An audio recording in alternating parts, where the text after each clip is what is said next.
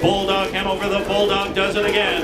Bulldog Hanover, Rocky Road Hanover, and then Tattoo Artist. It's Bulldog Hanover, 1:45 and 4. There it is, the fastest mile in harness racing history. Hello, it's Bob Pandolfo on Wednesday, May 21st, 2025. Welcome to Power Brush with Pandy. This is a harness racing video this time. And I'm going to talk a little bit about drivers in the harness racing. You know, when I first started handicapping back in the 1970s, I started with Sports Eye at 1975. That was my first job as a professional handicapper, and I worked in the office. So I handicapped, I wrote articles, I had eventually got a column, eventually I did TV shows and things like that. But I also worked at the track calling charts, and I got to know, some of the drivers and trainers, of course, in the business, because I had, write articles and cover the sport. At that time, to be honest with you, in New York, there were two drivers that really stuck out, early in my career. One was Hervé Filion, and one was Carmine Abatello, and I've written about this in my columns. Now, a lot of the other drivers, there were some very good drivers, but a lot of the other drivers I thought were kind of average. Now, it's a little different. Like if you look at the Meadowlands, I handicapped the Meadowlands for the United States Trotting Association. My picks are available for free on Fridays and Saturday nights. I'll put the link below this video. At the Meadowlands, and they have the amateur races for amateur drivers, but outside of those races, all the drivers are good, especially when you get into the spring now and all the top drivers are driving there again. I would say overall, the overall talent is better than it was at Roosevelt and Yonkers. Now the drivers were professional drivers. They were fine, but there really were less of them that had specifically what I would feel is very unique talent. Hervé and Filion and Carmine Abatello certainly fell into that category. But let's go. Let's look at it now. Some of the drivers that impressed me now. Right now, the leading driver in the country for wins is Jason Bartlett. Now, Bartlett's been one of the top drivers in the country for many years. He drives. He's known for driving in New York, but he's also been driving at the Meadowlands, and naturally now that he'll move around if he has stakes horses too, and drive other tracks. Like he'll show up at Pocono, for instance, and he's having a phenomenal year. I mean, when you see this kind of win percentage, he's winning at 32%. That's very unusual.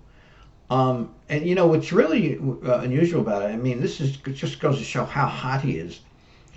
For many years in New York, he was driving, the top drivers he had to face, the most well-known, guys who, had very successful careers were George Brennan, and then there was Cat Manzi earlier in his career, a Hall of Fame driver.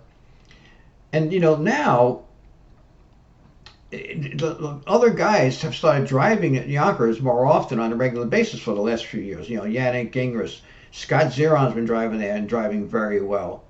Brennan is still there. I just forgot his name here. But let's look at Yonkers from last night. There's Zeron. Oh, Jordan Stratton. Jordan Stratton's been there probably just about as long as Bartlett. And he's also another good driver. Dubé's been there a long time. But Scott Zeron, Zingras, sometimes Yannick Gingras, Scott Zeron, they drive there a lot now, and also Dexter Dunn, the sports leading driver for the last several years, he drives there. Now he wasn't there last night, but he drives there a lot. So basically, Bartlett is facing the toughest group of drivers he's ever faced in his career when he's driving in New York. And he's winning at 32% this year. That is phenomenal. And you can see he's got a big lead in the earnings, too. Now, these other guys are going to catch up to him because the stakes season's just getting started. And then, guys like Gingras and Dexter Dunn and David Miller, these guys get a lot of big horses in stakes races. So, and Tim Tetrick. But, he's really having a phenomenal year. Merriman is second in dash right now, but I wouldn't be surprised if he ends up first again because he drives at 2 tracks. So he has the most drives, 1,500. And he's trying to win every race, and he's a very good driver. So he's going to be tough to beat for the dash winning title because it's going to be hard for Bartlett to continue to win at 32%. But that is phenomenal. You talk about the best year I've ever seen for a driver. In terms of just driving in regular races. This is an article I wrote. I wrote a 2-part interview with Walter Case Jr. back in 2016, and he had a year. We talked about it over here. 1998. He set a record for dash wins. He won 1,076 races that year, and he was driving almost exclusively at Yonkers. This was really amazing because he was the first driver to ever win 1,000 races in a year, as he says here. Tim Tetrick and Tony Morgan at that point were the only other drivers to win 1,000. He won 978 races at Yonkers alone, which is amazing. That was a record. What was really amazing though is that Tim Tetrick and Tony Morgan, when they won over 1,000 races, as you can see here, their win percentage was 25%. His win percentage this year, when he won 1,076 races, was 35%. That is truly amazing. He was driving at Yonkers too. It's not like he was driving a small track. Yonkers has big purses and good horses. He was just, you talk about being in the zone. And that was one of the most phenomenal performances by a harness driver I've ever seen. And of course, Walter Case Jr. is a very, very talented driver. He's a naturally gifted driver. The horses just go for him, and you can't teach that. Now he has, in this article, he talks about some of the methodology he has about driving horses, how about driving from off the pace and everything. I'll put a link to that. Underneath my video. That was just an amazing year. And right now, Bartlett is having that kind of year when he's winning at 32%. Again, that's phenomenal. A driver I want to talk about too is Brett Beckwith. Now, Brett Beckwith this is pretty amazing, really. Let me see if I can go into his. We'll go into his USTA. Now he's 22 years old, and you can see that he started driving on a regular basis in 2021. So he started very young. His family's in the business. They train horses, so he's been around horses his whole life. And he started up in Saratoga where they have their barn. They have a lot of horses up there, and you could see that he won $1 million and $2 million and jumped all the way to $4 million. And then last year he had a really breakout year. He won 608 races for over $6 million, and he's 22 years old. I really think that in the next few years he's going to be the leading driver in the sport, and I don't necessarily mean by wins. I think that he'll be right up there in purses. I don't know if it's going to be, next year or 2 years from now, 3 years from now, but I think sometime in his 20s, he has a very good chance, and I want to make this prediction that he will be the leading driver in the sport of harness racing for earnings. So he'll go past, guys like Gingras and Dexter Dunn, Tim Tetrick, and those guys that are usually at the top of the earnings board. I just think that, the thing is he's going to start getting stakes horses. He's going to start. I think he's won a few stakes races already, but he's such a natural talent, Beckwith. You could tell that he's got the hands and everything. And for 22 years old, he's very smart. Now I know you could say, well, is he peaked yet? Is he going to get better? He might get better. If he does, it's not going to be because of what he brings to the game physically. In other words, his skill set, his natural skill set, probably is never going to get any better than it is right now. But his instincts, and his experience may help him get a little better as time goes on. But I don't know. I mean, listen, he's one of the top drivers in the sport right now. I mean, here you can see he's third this year in wins, and he's winning a good percentage. Let's just see. I didn't figure out his percentage. Let's see, 286 divided by 1198. Yeah, see, he's at 24%. 24%. Is if you're up there, if you're up over 20%, you could have a phenomenal career. That's for sure. But I just have a feeling that he's positioned well. Now I'll talk about another driver. Now this driver is not 22 years old, Ronnie Ren Jr. But ever since he was young, I've felt that he is one of the top drivers in harness racing. He wins at a very high percent too. He's at like 27% this year, I think it is. You can see, I mean, 253 wins. He only has 904 drives, and he's like that. I mean, Ronnie Ren Jr. is the type of driver who wins a high percentage. He's a very talented driver.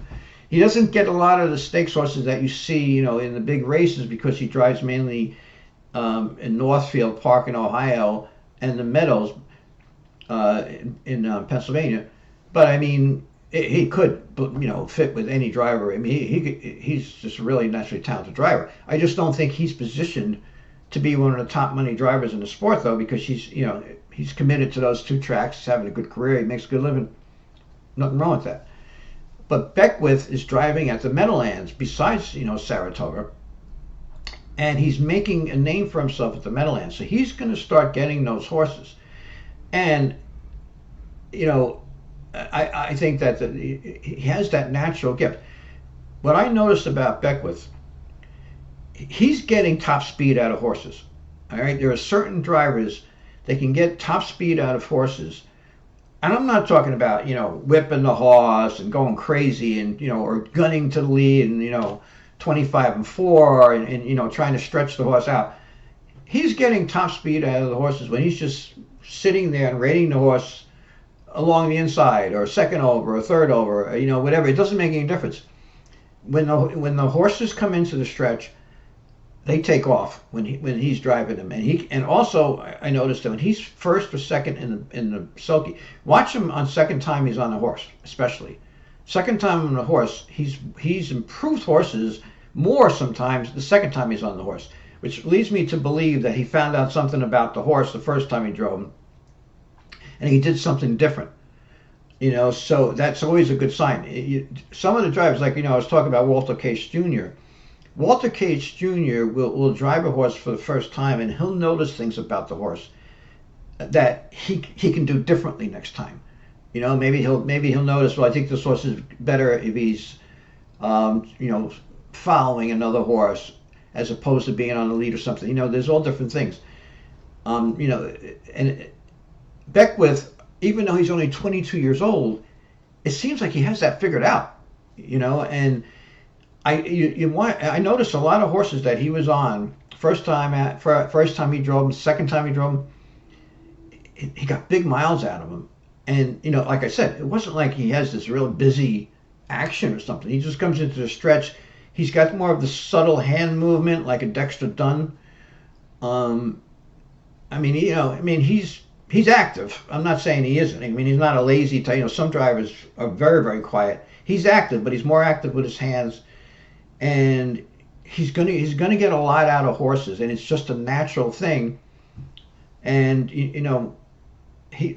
has a very good chance to be the top driver in the sport on earnings in earnings. And I would say in the next like 3 or 4 years, he's going to start getting stakes horses because people they're going to see the same thing I'm seeing, that this guy can wake up a horse. Look, if you have a horse that's going for a lot of money, it's not just experience. Right? If you can get someone that can get top speed out of a horse, that's what you want. And they're not. Some drivers have that gift where the horse is just going to go as top speed for him, even if he's not looks like he's pushing him that much. And that's just a natural talent. Now all these guys, of course, these are all very good drivers. All these guys are in the top, 10, 15 drivers here, and there's a lot of good drivers even in our end, in this group. I mean, there's a lot of very, very good drivers. I mean, there's no question about that. I'm not trying to diminish anybody. I just, right now, guys that really, stick out to me, Bartlett, a phenomenal year, and Beckwith, really up and coming driver. Ronnie Wren, always wins at a high percentage, gets a lot out of a horse. But just wanted to go, talk about drivers a little bit. It's interesting. You can still get, cash some tickets on driver changes. I cashed some tickets on Beckwith this year that, at the beginning of the year, I wouldn't have expected that I would be, cashing tickets on someone. Where what happened was there were a few races where my final decision when I was handicapping was, I think it's between these two horses. I'm going to go with Beckwith. And then on some of those horses, he was, the odds were pretty generous. So I bet him, and he came through for me.